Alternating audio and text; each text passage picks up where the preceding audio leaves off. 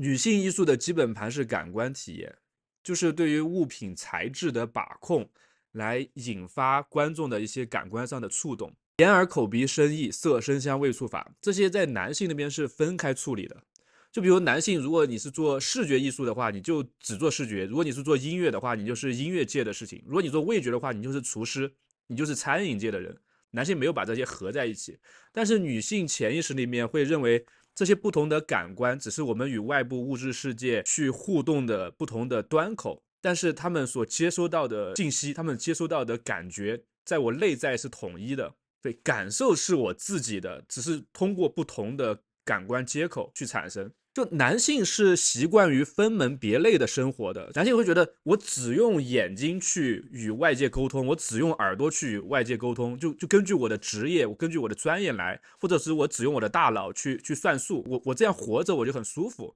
但对于女性来说这就很痛苦，她一直有一个内在动力是活成一个圆满的人，我所有的感受都应当被尊重，我希望我的所有的体验是不被抑制住的，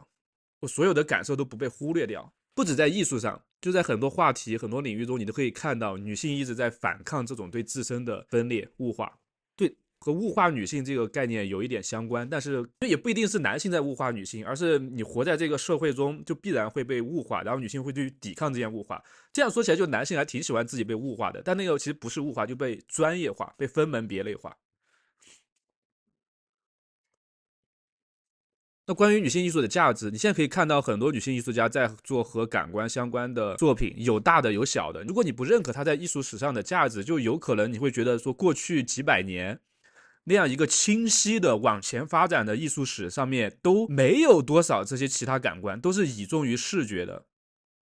而且只有倚重于视觉，你才能够梳理出这个前后逻辑。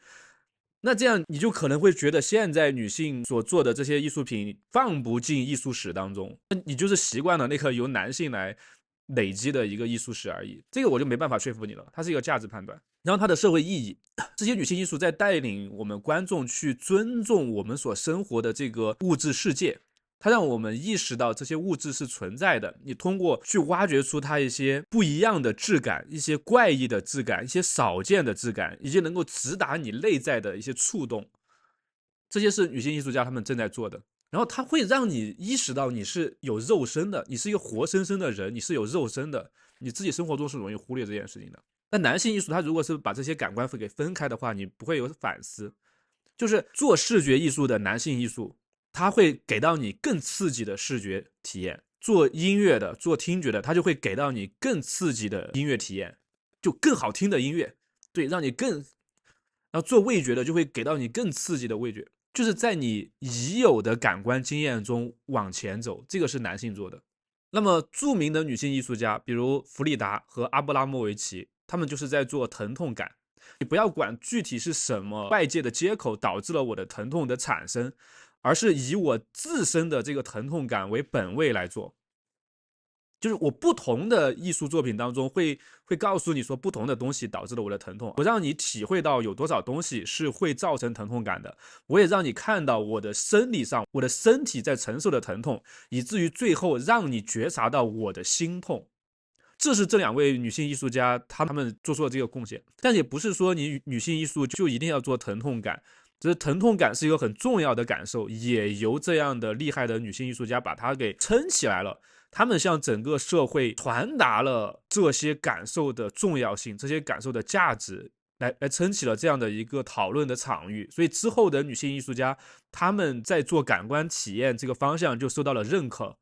然后你就可以自由的去做其他的感受了，比如冰冷的、炎热的、温和的、粗糙的。我们先确定这些感受它具有无限的值得被尊重的价值，然后我们再看到底是生活中什么东西具体的产生了它们。